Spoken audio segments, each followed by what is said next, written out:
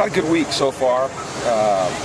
You know, our focus this week has been on trying to become more consistent, which we're always working towards, eliminate some of the errors that have held us back from reaching our potential, some of the penalties, and I think that they've grasped it. I mean, it's just a constant process, trying to get better, trying to reach consistency, trying to eliminate those things that hold you back. I think every team faces it, and for some reason, you know, we've got a rash of it lately. Fortunately, we found a way to win the last couple games and work through it, but a game like this, you just can't afford to have those things. And so I've really, like always, impressed it upon them, but this week even put, I think, just an increased sense of urgency on it. And I get the feeling through the 3 days of practice we've had that they're very focused. They understand what it's going to take to win this game. They understand the challenge in front of them. They have great respect for Arizona and what they've been able to do. And I think they're excited about going out on Saturday night and putting it on display and seeing if we can improve and correct some of the things that have held us back. So positive is we're 6-2, and we do have a lot of room for improvement. The critical thing is that we improve. So that's what we're going to work really hard at, or we have worked really hard at, and hopefully it pays off on Saturday night. How do you put extra urgency on stuff like that? Well, we always, you know, there's nothing that we don't, that's important to winning and losing we don't emphasize. I mean, you know, we don't let things go. It's just impressing upon them that it's going to take just a little bit more than maybe we've given. That we've got to find the next level. When you think you've given enough, you've got to give a little more. You know, you're working with young guys that a lot of times things have come very easy for these kids, you know, and now they're facing some things that aren't as easy. You know, better, bigger, faster athletes on the other side. A more demanding environment in terms of school and social aspect, and so just being able to help them mature and understand what it's going to take, you know, 24/7 to reach what we're trying to reach it's a challenge. You know, it's a challenge every day, and you hope that every day if you keep emphasizing it and you keep working on it, that it takes hold eventually. That seems to be. That have a lot to do with focus and not letting things drift.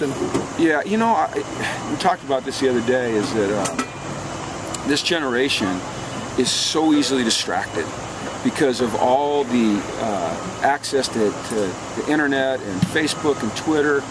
And I mean, when we were kids, you know, you had to like think about stuff, you know.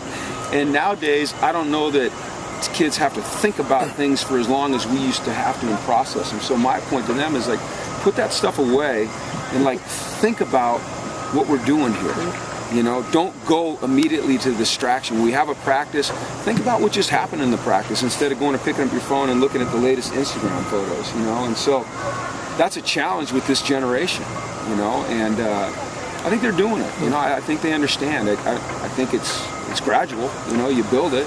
But I think they're starting to understand it. I hope they are. You have to go through that again. A shiny object went by and you lost these two guys. So. I was going to say, thinking sounds pretty hard, though. Thinking? That sounds pretty hard. I think you guys understand what I mean. Is that, you know, you watch kids today. I watch my own kids, you know, and in the middle of a conversation with them, they're looking at their phone. They're doing that, and we didn't do that. You know, we used to focus in and talk and comprehend and then put things into action. And so that's a battle. I'm sure that every college coach in America, every teacher in America faces the same thing. And so, you know, when you have a goal, you have to keep your eyes focused squarely on that goal, and you have to think about it, and you have to put those thoughts into a plan and then that plan into action. And it's just impressing that upon 18, 19, 20-year-old kids how important that is. And it's they're getting it. It just doesn't happen overnight. We're working hard at it. I think we're making inroads. I hope we are. I haven't taken their phones away yet. I can't do that. You know, that's just wish I could. So maybe text them the message that you want. You know, and Tracy, that's interesting because I do. I text them constantly during the day. I'll send them messages. I'll send them videos. I'll send them thoughts, and I'm like, okay, maybe that's a way to get in there. You know, maybe they'll sit there and they'll read it and they'll comprehend it. You know, maybe rather than asking them to change into my way, maybe we meet halfway. So I've been very active with that. Now, as a coach, when you've said, you know, take it to another level before, how do you kind of change that message so it does sink in rather than just repeating it again? I think you keep the same message, but you try to change the way you deliver it. So, like you said, I text them more now. or I send them videos that have messages in there that I'm trying to get across, because maybe someone else can do it in a better way than I can. And there's going to be a percentage of them that think it's hokey, and then there's going to be a percentage of them that embrace it, you know. But I know that they're very interactive, and so if there's some music they like with a messaging side of it, maybe that's a way to get in there, you know. I'm still working hard to try to figure out this age group in terms of the competitor. Heck, I'm trying to figure out my own kids, so. You are, yeah, you know. You know. You don't. Not yet, I hope. You are that kid. You guys don't.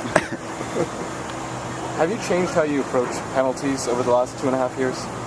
In terms of teaching them and trying to get them to... Yeah, we've emphasized it more. We brought more officials out. And you know what? Before Saturday, we'd make huge improvements. And then when you put 14 down on paper, whether they were, legitimate calls or they were, fabricated, they still count. And so that kind of plummeted us down a little bit. But we've made improvements. And I think a lot of that is getting guys that are gaining experience in the scheme so they understand it better. So there's less thought and more reaction. Improving technique, so their feet are in the right position so they don't have to reach and grab and maybe get a hold. And then as you get a higher caliber of athlete, I think a lot of times you're able to see a decrease in penalties as well, because they don't have to cheat to win as much. So it's all those things, and we're working hard at it. But I think there's been improvement. Obviously, that's hard to say after last week, but overall, through the course of the year, I think there's been improvement. Do you change up practice at all? Any technique? No, we always put a huge emphasis on technique.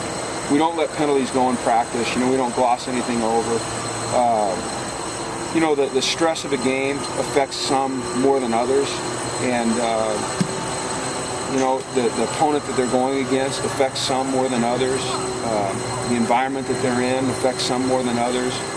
When you're going against, a really good football player, and he gets a step on you, and you're trying to protect your quarterback, sometimes you might do something that you shouldn't do. And so then it goes back to, okay, we got playing a really good football player. You got to be exacting in your technique. You can't be a fraction of a second late off the ball. Your footwork's got to be precise. Your hands have got to be in the right spot. Your eyes have got to be in the right spot. And so, to me, it's just constant repetition on those things. Constant repetition with these kids and getting them to the point where they become consistent doing it. And it is a process. It does take some time, and we need to show improvement. Like I said, we have shown improvement in penalties. Last week was not good. It was not good. How much of what you guys want to do on defense relies on the front seven staying disciplined against that offense where there's all the options that... It's critical. I mean, it's everything. It really is, We're not like a mush-it-up defense. We just kind of mush it up there and hope it works. We have responsibilities for every player on every play, and it's important that they execute those responsibilities. And, to me, alignment, assignment, and effort are non-compromising. Those are things that they have to take responsibility for. We have to do a great job of teaching them. We have to do a great job of coaching them out here. We have to be very demanding. But on game day, they have to take responsibility for aligning correctly, executing their assignment, and playing with uncompromising effort. At times, you're going to get beat, but it can't be because you aligned wrong or you missed an assignment or you didn't try hard. And I think if you can get that across to them, then you've got a chance to make huge strides.